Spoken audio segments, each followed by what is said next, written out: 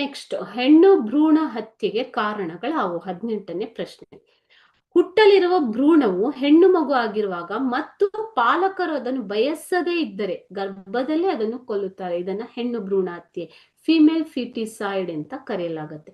So ಎಲ್ಲ ಪದ್ಧತಿಯ ಮುಖ್ಯ ಕಾರಣ ಅಂದ್ರೆ ಒಂದನೇದಾಗಿ ಬಡತನ, ಮೊದಲನೆಯದು ಬಡತನ. ಓಕೆ, ಸೊ ಇಲ್ಲಿ ಬಡತನವು ಹೆಣ್ಣು ಭ್ರೂಣ ಹತ್ಯೆಗೆ ಕಾರಣವಾಗತ್ತೆ. ಮಕ್ಕಳು ಬೇಡ, ಹೆಣ್ಣು ಮಗು ಬೇಡ, ಅದು ಒಂದು ನಮ್ಗೆ ಬರ್ಡನ್ ಆಗತ್ತೆ, ಹೊರೆ ಆಗತ್ತೆ ಅನ್ನುವಂತಹ ಭಾವನೆ ತಂದೆ ತಾಯಿಯಲ್ಲಿ ಇದ್ದಾಗ. ದೌರ್ಜನ್ಯವಾಗಿ ಕಾಣುವ ವರದಕ್ಷಿಣೆ ಪದ್ಧತಿ. ಹೆಣ್ಣು ಮಗು ಹುಟ್ಟಿದ್ರೆ ನಾಳೆ ಅತಿ ಹೆಚ್ಚು ವರದಕ್ಷಿಣೆ ಕೊಡ್ಬೇಕಾಗತ್ತೆ, ನಮಗೆ ಆರ್ಥಿಕ ಹೊರೆ ಆಗತ್ತೆ ಅನ್ನುವಂತ ಒಂದು ಕಾರಣ ಎರಡನೇದು. ಮೂರನೇದಾಗಿ ಮುಖ್ಯವಾಗಿ ಅನಕ್ಷರತೆ, ಅಕ್ಷರಾಭ್ಯಾಸ ಇಲ್ಲದೆ ಇರುವಂತದ್ದು.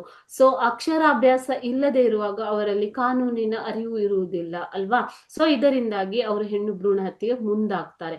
ಜ್ಞಾನ ಇಲ್ಲದೆ ಇರುವಂತದ್ದು, ಸಮಾಜದಲ್ಲಿ ಏನ್ ನಡೀತಾ ಇದೆ, ಹೆಣ್ಣು ಮಕ್ಕಳಿಗೆ ಇರುವಂತ ಅವಕಾಶಗಳು ಏನೇನು, ಸೊ ಯಾವ ರೀತಿ ಅವರನ್ನ ನಾವು ಸಾಕಬಹುದು ಅನ್ನುವಂತ ಒಂದು ಬಡತನದಲ್ಲಿರುವ ತಂದೆ ತಾಯಿಗಳಿಗೆ, ಅನಕ್ಷರಸ್ಥರಾಗಿರೋರಿಗೆ ಆ ಒಂದು ಜ್ಞಾನ ಇರುವುದಿಲ್ಲ.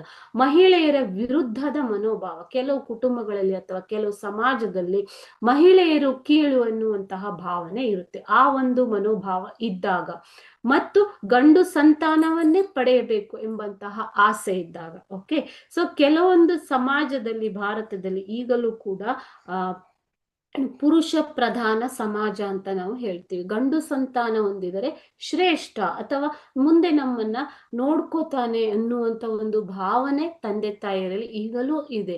ಸೊ ಅಂತ ಒಂದು ಗಂಡು ಸಂತಾನ ಪಡೆಯಲೇಬೇಕು ಎಂಬಂತ ಹಠ ಇದ್ದಾಗ ಹೆಣ್ಣು ಭ್ರೂಣ ಹತ್ಯೆಗೆ ಮುಂದಾಗ್ತಾರೆ. ಇತ್ಯಾದಿ ಕಾರಣಗಳಿಂದಾಗಿ ಹೆಣ್ಣು ಭ್ರೂಣ ಹತ್ಯೆ ಪ್ರಕರಣಗಳು ದಿನದಿಂದ ದಿನಕ್ಕೆ ಹೆಚ್ಚುತ್ತಿವೆ. ಸರ್ಕಾರ ಇದನ್ನ ನಿಷೇಧ ಮಾಡಿದೆ, ಆದರೂ ಕೂಡ ಇದರಲ್ಲಿ ಜನರ ಸಹಕಾರವು ಅತಿ ಮುಖ್ಯ. ಸರ್ಕಾರ ಒಂದರಿಂದಲೇ ಏನು ಮಾಡೋದಕ್ಕೆ ಆಗೋದಿಲ್ಲ ಅಲ್ವಾ ಮಕ್ಕಳೇ.